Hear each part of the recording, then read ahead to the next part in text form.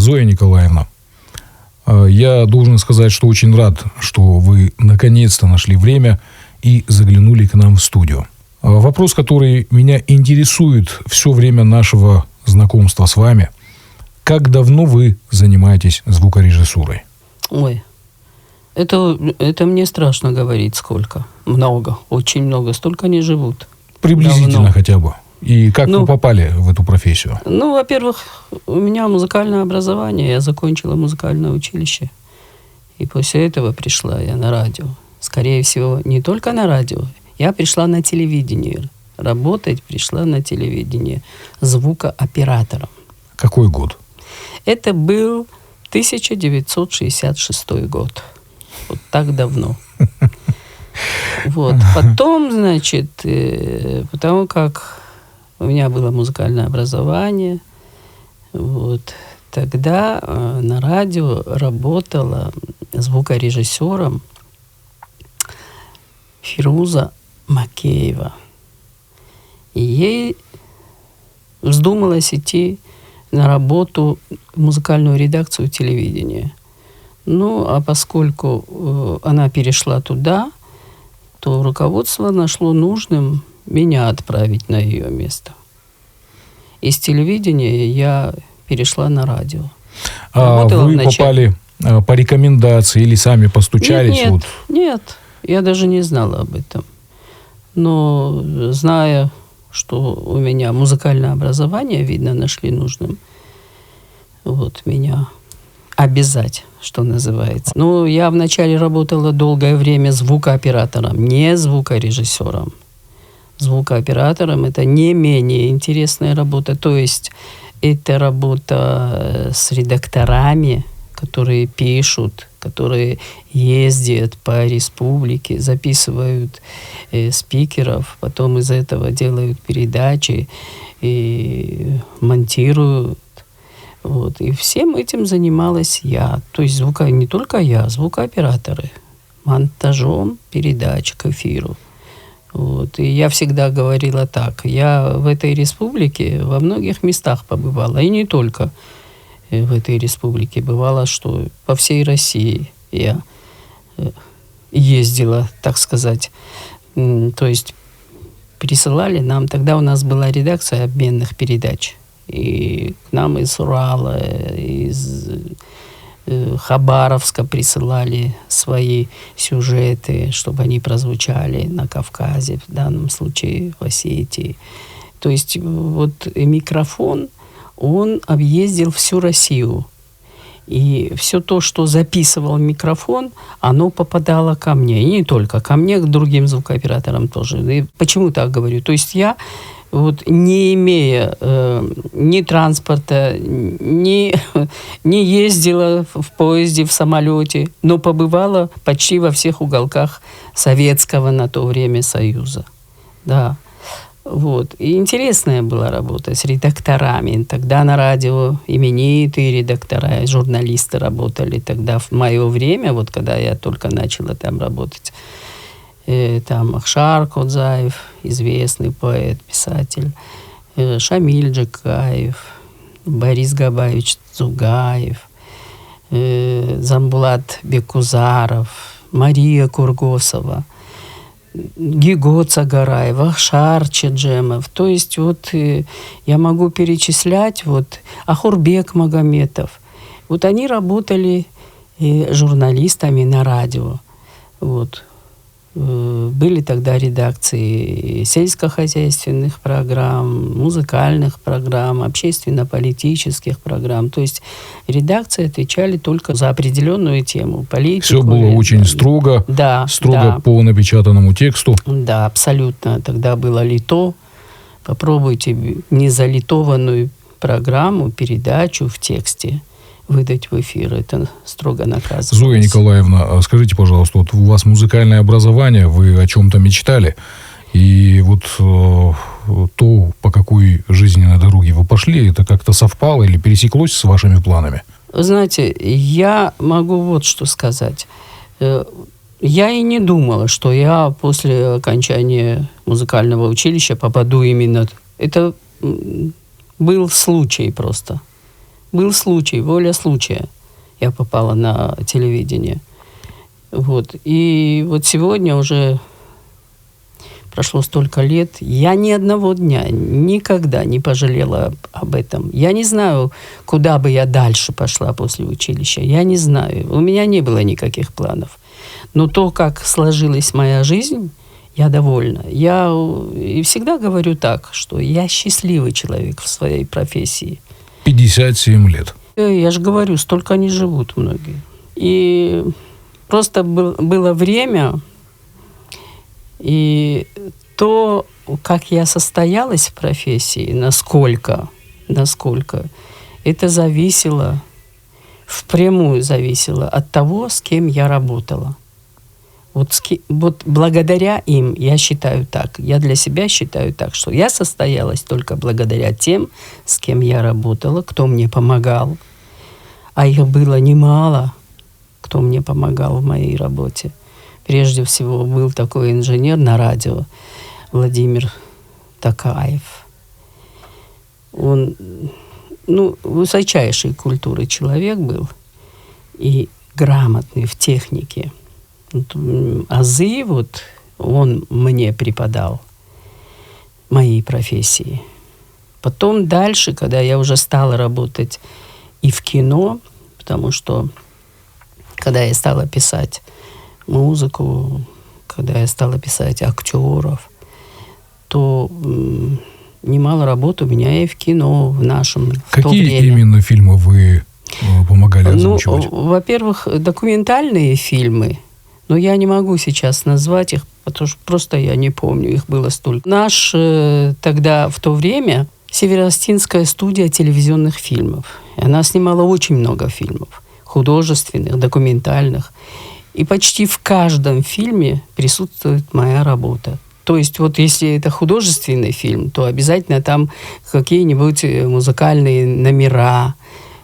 Скажем, совсем недавно в эфире был фильм «Во всем виновата Залина». Так там вся музыкальная часть записана мною. Какие еще знаменитые фильмы? Потом «Сюрприз», то же самое, «Застолье», если вы помните, как они там то, что я в ремиксе использовал, поют. Да, это все моя работа. Потом «Встреча проездом» был дипломный фильм Бибо Ватаева. И мы вместе делали этот фильм «Встреча проездом», сценарий Булата Фидарова. То есть я же говорю, почти во всех фильмах присутствуют. Люди и артисты, имена того времени и сегодняшнего дня. Вы знаете, совсем чуть выше я сказала, что состоялась благодаря тем, с кем я работала. То есть в мое время, я в золотое время работала, можно сказать, как серебряный век, принято говорить.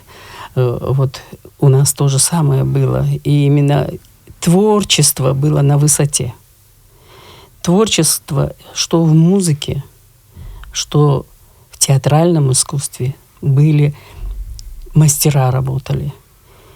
Большие композиторы работали в то время. Я могу перечислить. Это Габараев, Христофор Плиев, Дудар Хаханов, Царион Терезван, Феликс Алборов, Алибек Бериева. И я могу продолжать называть фамилии, с кем мне пришлось работать, и от кого я набралась опыта и ума, прямо скажем. Да, все они были очень разные, но все были высокообразованные люди. Другое дело актеры. Со всеми актерами, о которых сегодня говорят, это великие мастера. Это Майрбек Акаев, Владимир Тхапсаев, Владимир Балаев, Ружмак Хурумов. Вы с ними работали, имеется в виду, вы их записывали? Записывала. А что такое запись? Человек приходит, общается до того, пока его ставишь у микрофона или садишь у микрофона. Общение идет. И причем Вы знаете сами, вот вы записываете, когда люди, вот исполнителей, музыкантов, вы перед этим, общение же у вас бывает. Вот у меня есть, например, диск Владимира Балаева. И в следующий раз, когда я его вставлю послушать или уже файлы на компьютере запущу, чтобы я знал, чья это работа. Ну, я не могу сказать, что Владимира Балаева, с тех пор, как он только первый звук издал у микрофона, писала я. До меня записывала, как я уже сказала, понятно, да. Фируза Макеева и Владимир Токаев. Вот они записывали до Анну, а после, когда я пришла, уже достаточно большой объем работы был проведен с каждым из солистов, с каждым из актеров. Очень по поводу объема работы, это было видно, мне стало понятно, и то, наверное, даже приблизительно, когда встал вопрос о Национальном архиве радио, который с 1949 года, вот эти вот катушки надо было оцифровывать. На вторую часть заданного вопроса вами хочу ответить. Техническое оснащение того времени. Вы знаете, всегда, и я снова повторюсь, когда меня спрашивают, и когда вот в частности вы восторгаетесь записью Кима Суанова и Казбека Суанова, как это вы мне писалось подарили, вообще, и когда меня спрашивают об этом, я говорю так. По сравнению с тем, что сегодня имеется в области звукозаписи, я писала на деревянной аппаратуре, на сколоченной из дерева, руками просто кустарно аппаратура. Вот такая была. Притча во языцах по всей республике было в свое время слово ревербератор, когда особенно этот инструмент для звука это нужен при записи музыки. Ну и текстовой записи тоже бывало, что необходимость была. Но в основном это при записи музыки. И у нас такого инструмента не было, такой техники не было. И вот все время мы нуждались в этом. Ревербератор, на всех, почти у всех музыкантов на устах это слово было. Те, кто даже не знал, что такое ревербератор, он уже узнал, что это такое. То есть необходимость очень, очень такая. И вот в одно время у меня была приятельница, которая работала на Всесоюзном радио в Москве. И вот, зная тоже эту проблему, как-то мы созванивались с ней, и она говорит, к нам поступила новая аппаратура, а вот та, которая была, мы частично ее распродаем, то есть отдаем в другие комитеты.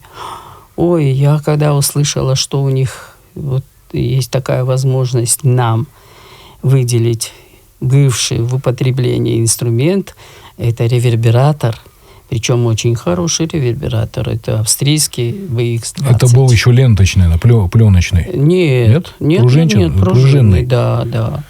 Да, он хороший, из хорошего качества очень был. И вот, наконец, мы смогли его привезти, и я потом, что называется, вздохнула.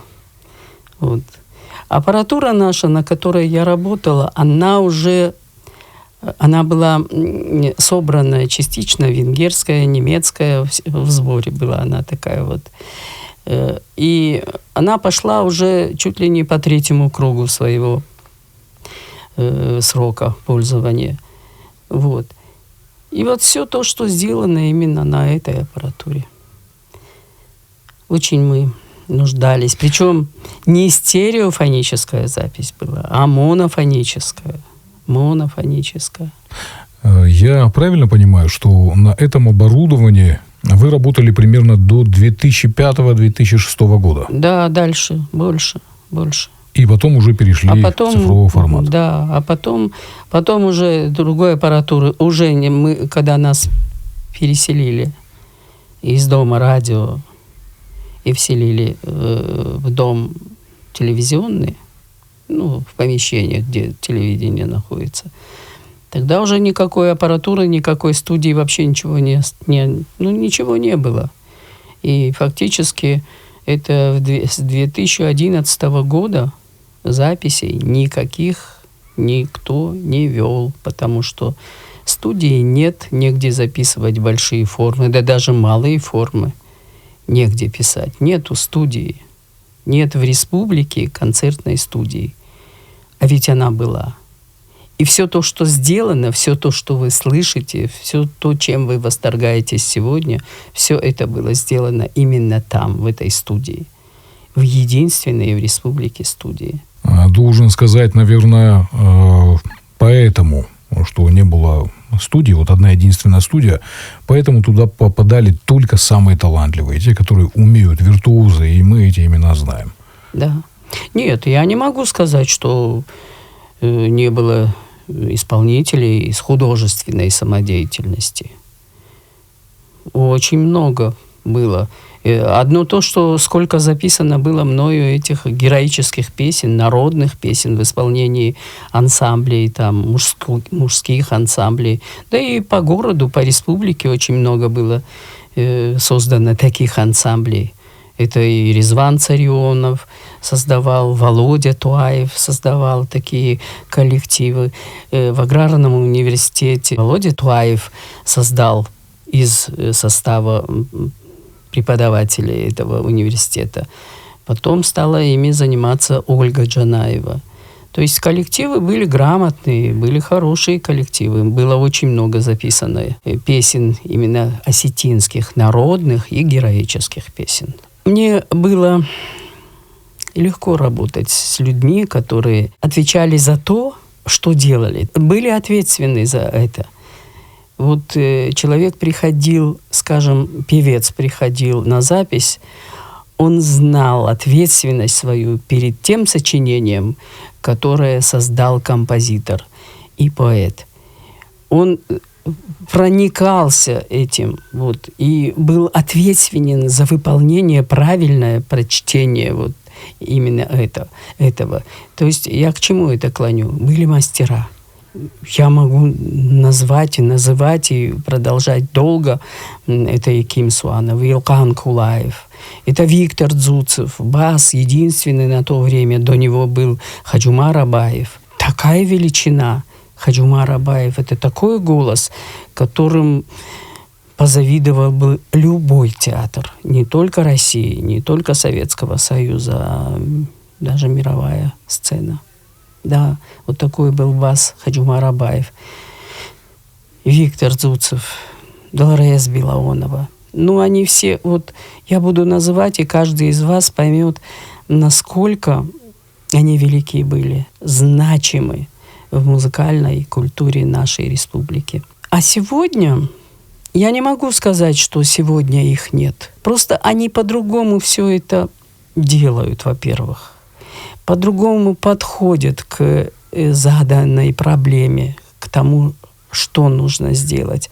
И потом сегодня еще уповают на технику. Но если я там, скажем, сдетонирую, там ниже, техника меня может поднять чуть-чуть. Тогда таких возможностей не было. Тогда никаких возможностей не было. То есть я заставляла, как заставляла? Опять-таки, я всегда говорила, это в ваших интересах. И, пожалуйста, потерпите. Я понимала, что это голос, нельзя его без конца заставлять петь, потому что это связки, это человек. Да, но по возможности, если у человека не получалось, или дикция в песне не слышна была достаточно, или интонирование было неправильно, я просила, немножечко, чуть-чуть завысь, или немножечко, чуть-чуть понизь. И все это делалось в кусочках. В кусочках. Сегодня это очень легко. В цифре очень легко монтируется. Видно то, что нечисто, и то, что нужно. Слух сразу улавливает, да. Не то, что даже зрительно это видно по полосе. По полосе же видно. А тогда на пленке это нужно было найти ноту ля, соединить с ре или там с чем-то. И вот так эту пленку тянешь по головке туда-сюда и улавливаешь, да, вот здесь ля заканчивается. Надо здесь пометить, отрезать ее и склеить с нотой фа дальнейшей. Я думаю, Вот, что из современных молодых звукорежиссеров они даже просто представить себе не могут, Они не что могут. это за работа. Ну, это- На компьютере сейчас просто сделано. Я и говорю, на А тут, компьютере. то есть, надо было физически резать пленку Да. и перемещать, Это склеивать заново. Услышать надо прежде. Прежде услышать. Отметить все могут, а услышать ее надо. И вот так это делалось. Вот песня, вот я даже у мастеров. Я не помню такого случая, чтобы кто-то из певцов встал у микрофона и песню от начала до конца... Нет, вот я сейчас не точна. Я сейчас назову, кто один такой был с одной вещью. Сейчас скажу. Так вот, все это делалось в кусочках. Я могла начать с припева записывать и с финала. Или с первого куплета, третьего, а уже в самом конце писать второй куплет. А потом это все соединить. Вот. Но возвращаюсь к тому, о чем обещала сказать. Был такой певец, очень талантливый. Очень. И ему вот не удалось вот даже на 20% того, о чем он мечтал сделать. Это был такой Валерий Сакаев, который погиб под лавиной. Талантливый. Такой у него слух был и память музыкальная. Как-то я записывала ансамбль, Бон Варнон назывался он у них. Я не знаю, сейчас он существует, думаю, что нет. И он приехал сюда, этот ансамбль, на север, во Владикавказ, тогда Орджоникидзе. Сейчас, по-моему. кстати, есть ансамбль Бон Варнон. Есть? И это тот или нет, я не знаю, состав. Ну, состав, конечно, не тот. Это было в 1984 году. Это было. Вадим Харебов был в этом составе? Вадим Харебов был.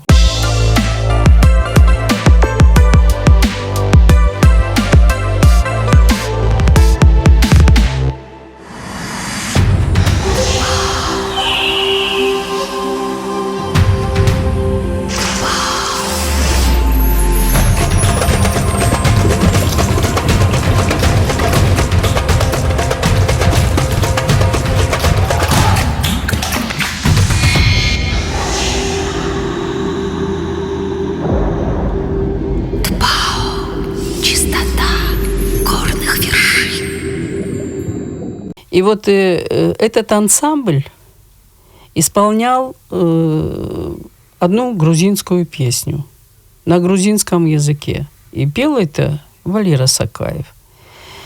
Ну, все остальное, то, что мы записали тогда, все это было по-остински. А вот одна была по-грузински. И мелодия мне приглянулась, и я его спрашиваю, я говорю, о чем вообще это? Ну, понятно, что лирическое, о любви, там все такое, ничего нового. Вот. А я говорю, а можно мы по-остински это сделаем? Почему нет? А ансамбль тогда приехал на очень короткое время, где-то дня на 3, на 4. Мы записывали, между прочим, после их концертов. В 10 заканчивался концерт, и они приезжали ко мне, и мы всю ночь, вот это вот все то, что было записано, именно тогда, в это время писалось все. Вот. Ну и, значит, я записала отдельно фонограмму, без слов. Вот. Позвала Тутраза Кукаева, поэта. Дала ему послушать эту мелодию. Я говорю, она тебя как бы так вот легла тебе на душу. Ну, ему понравилось. Я говорю, напиши к этой мелодии слова. Может, ну, с размером мы никак не могли. Он несколько раз приносил, 2, не то 3 раза приносил стихи. Мы никак не могли уложить их в размер. Наконец он принес. Валеру попросила прийти, и Валера вот эту песню, о которой я сейчас говорю, и она сегодня, ее люди знают как «Маде Майрам». И я, значит, когда все слова мы уложили в размер музыкальный, то я попросила Валеру прийти, и вот я ему сама вот так укладывала слова первые. И вот он 2 раза прорепетировал, не более. Вот помню, не более чем 2 раза. На 3-й раз встал у микрофона и с 1 раза от начала до конца спел. И единственное, там в конце есть вокалист. Вот это мы записывали отдельно, потом наложение. Песня стала очень популярной. Да. И вот она, именно, я к чему это? Это пример к тому, что единственный певец, который от начала до конца, без остановки, вот это вот за свою практику, вот я помню, что только с ним записала. От начала до конца, без остановок. Да, это был без гениальный. Монтажа. Гениальный он был певец, очень талантливый, и многое бы сделал. Причем, когда он приезжал, он, можно сказать, наскоками здесь бывал, то старался как можно больше. У меня на то время были оркестровые минусовки, фонограммы оркестра Булата. Вот. И все, что у меня было для его голоса, все мы тогда записали с ним. Вот как будто он знал, что это надо быстрее делать, чтобы успеть что-то за собой оставить. Зоя Николаевна, а по поводу авторских прав тогда вопросов не возникало? То есть взяли песню на грузинском языке, грузинская мелодия, и автор же, наверное, узнал, что ее перепели. Как тогда решались эти вопросы? Никаких не возникало потом. Во всяком случае, я не знаю. До меня не дошли никакие слухи, что вот кто-то возмутился или претензии предъявил. Нет. Зоя Николаевна, вот за всю вашу деятельность в сфере звукорежиссуры какой проект считаете самым главным? И вообще он уже случился? Вы его реализовали? Все то, что сегодня я слушаю, мне приходится иногда слышать эфир. В основном, вы знаете, есть приложение в интернете «Ретро-радио» Алании. Вот недавно я узнала, знать-то я знала, потому что я составляю прайс-лист для эфира. Вот. Но я с таким удовольствием всегда слушаю то, что было. Это передачи 70-х, 60-х, 80-х годов. Причем не только речевые, а музыкальные передачи, то, что было записано. И я довольна этим. Хорошо, что это мне удалось сделать, то есть записать и симфонический оркестр, и всех солистов. То есть я как бы наслаждаюсь прежде всего этим. Да, наслаждаюсь именно. Вот. И довольна тем, что это сделано. Но самым таким удачей своей я считаю, что мне удалось в свое время записать мастеров слова. Мастеров слова с нардскими сказаниями. Книга «Нардские сказания» от первой страницы до последней были записаны мною.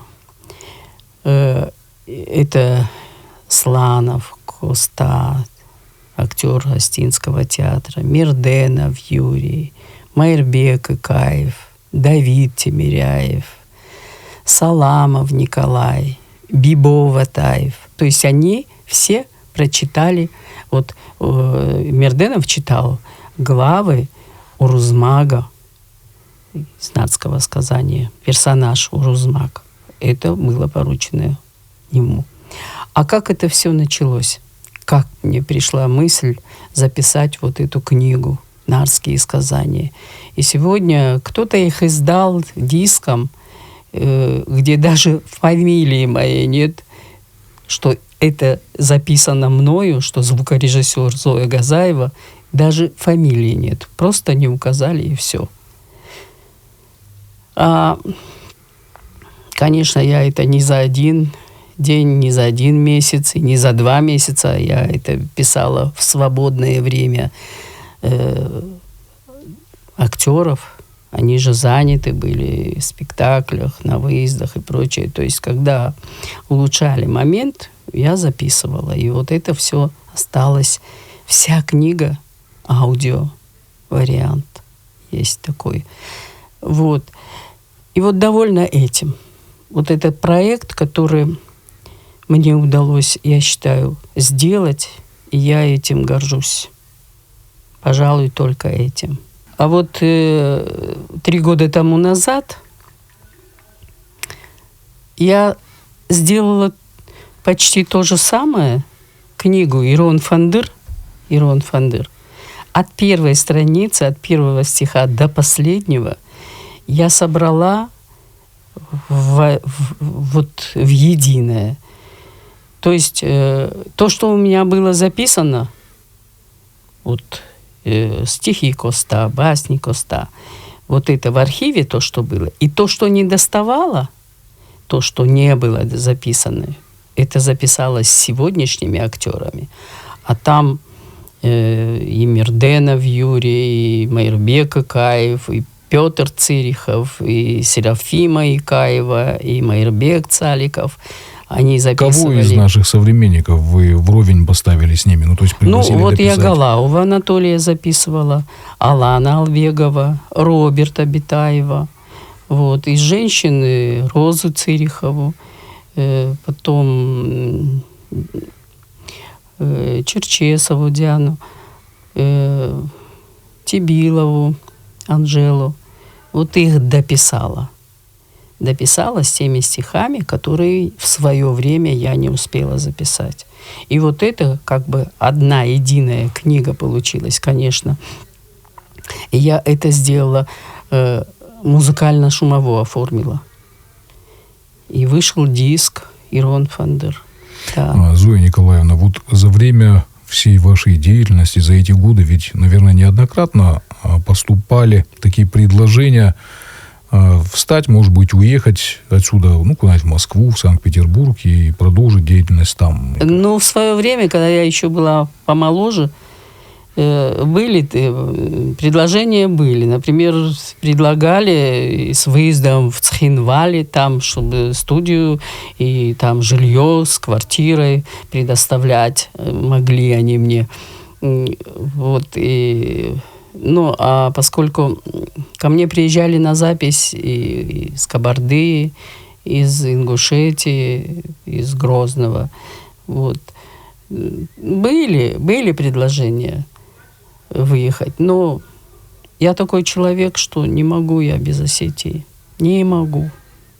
Вот я, если выезжаю где-то там на отдых, что бывало очень редко, правда, 10 дней максимум, и все. Я не могу, вот я не знаю, не могу я без Осетии.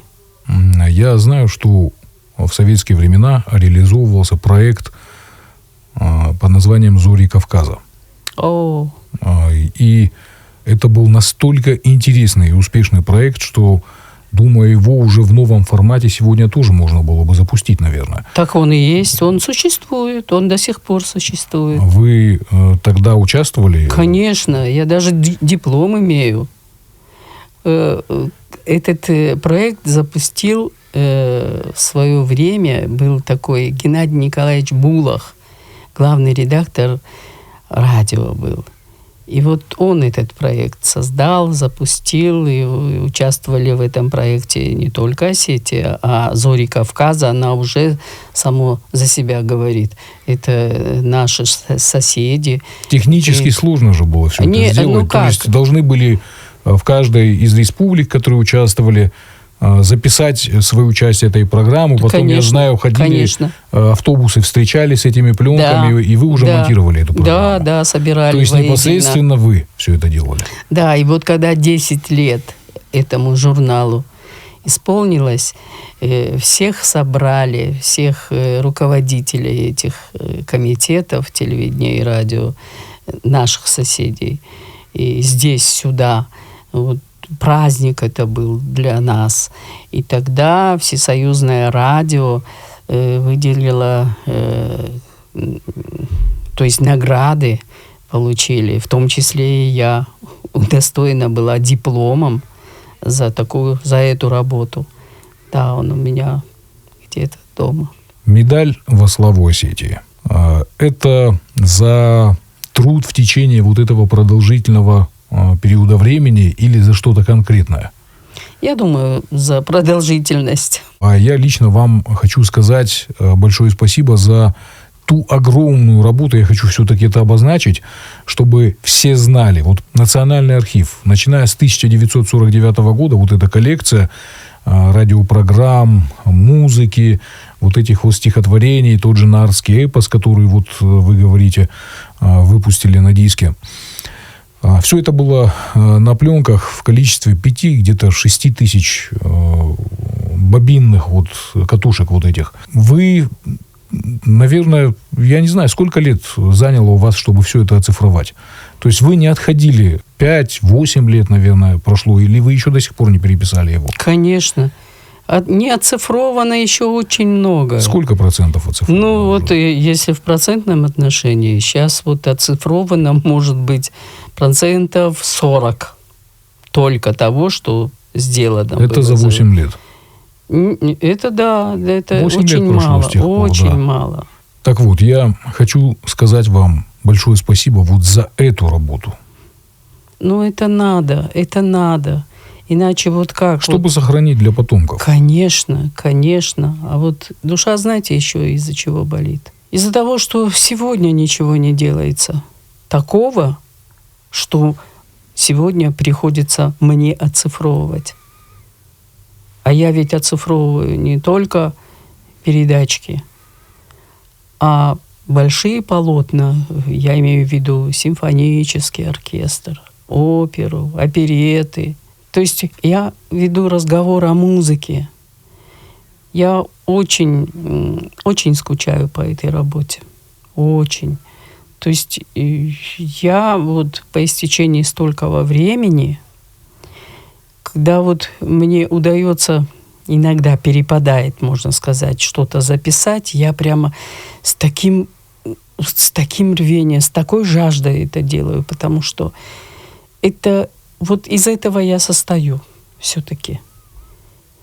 Вот мне это для жизни моей просто необходимостью является. Записывать музыкальные формы, сесть у пульта и писать оркестр, слышать его, как играет каждая группа, как каждый инструмент играет.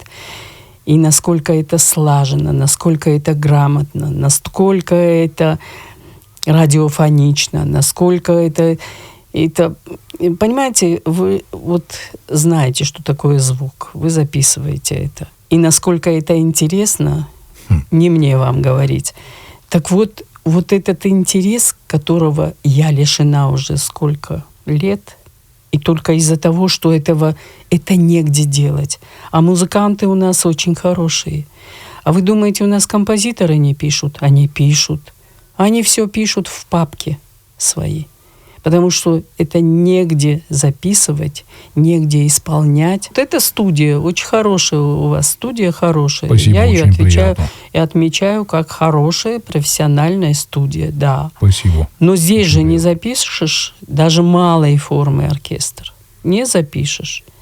А хочется полотно записать, большой оркестр. Ведь у нас очень много таких талантливых музыкантов, грамотных. Вы думаете, и певцов у нас нет? Таких, которые заслуживают внимания. Но они в тени. Их не пишут. Им негде писаться. А чтобы записаться, для этого нужны какие-то средства, наверное, тоже. А у меня это делалось бесплатно. Из того, что мы сейчас услышали, я думаю, вопрос о том, что за это время возникала ли у вас мысль сменить род деятельности, профессию. То есть этот вопрос лишний. Ну, вы знаете, это вот я сейчас последние 2 года занялась передачами, телевизионными передачами. Веду их о тех, с кем мне приходилось работать, о тех, кого уж нет, да даже тех, которые есть. То есть интерес вызывают у публики. Вот о таких людях. Я стала делать небольшие передачки на телевидении. Это на национальном телевидении. Ну, я не знаю, они пришлись ли по душе зрителю или нет, это уже вопрос другой. Встреча с прошлым это для себя, я считаю. Какие творческие планы у вас есть? Вот я бы была рада сказать громадье планов, но их нет. Я знаю, что реализовать я не смогу ни один свой план. То есть это все упирается, опять-таки, в студию. Нету студии. А вот если бы была у нас концертная студия, которая была, в которой мне пришлось работать, в которой я все сделала, то, что мы сегодня имеем, тогда бы было... Вопросы не возникали бы тогда. Да, никаких вопросов бы не было. Я всегда договорю так. Вот пробел тот, вот этот пробел, достаточно большой, долгий. Его нет. Поколение сменится другим. И вот они спросят, а что именно вот от сель до сель? Ничего не писалось, в смысле, композиторов не было, исполнителей не было. Или что, ничего, неужели ничего? Все молчали, все отдыхали. Почему ничего нет? Ведь вполне резонный вопрос они могут задать. Сейчас вот руководитель наш попросил, предложил, давайте возобновим запись спектаклей. И осетинских, и русских, и кукольного театра юного зрителя. Иначе. Вот давайте возобновим то, что у них есть, снова начнем писать. И я аж прямо как глоток воздуха для меня. Конечно, и это очень хорошо. Ведь опять вот вернуться к тому, что бывало. Мы спектакли записывали. Все спектакли почти, которые шли на сцене Остинского и русских театров, записывались на радио. И до сих пор имеют возможность радиослушатель наслаждаться этим. А вот сейчас, слава богу, Тимур Владимирович решил возобновить. А наше интервью уже потихоньку подходит к концу. И хотелось бы услышать от вас совет, пожелания вот нынешним, сегодняшним артистам, звукорежиссерам, продюсерам, как сейчас называют их. Я хочу им пожелать только творческих высот, что в звукорежиссуре, что в исполнительском искусстве. И не быть всеядными исполнителей, я имею в виду. Не браться за все, что им попадается под руку, а быть более избирательным. Знать, что может прозвучать в твоем исполнении, для твоего голоса, а что нет. А не хвататься за все. Это вот что касается исполнителей. Ну, а звуковиков просто правильнее их слушать. Я хочу поблагодарить вас за то, что вы нашли время и появились у нас в студии, за это полезное и интересное интервью. Поэтому, пожалуйста, примите вот этот букет цветов и подарок от нашего спонсора, от сети ресторанов группы компании «Бавария», сертификат, которым вы можете воспользоваться в любой момент. Спасибо. Спасибо за внимание, спасибо за доверие. Мира и добра вам.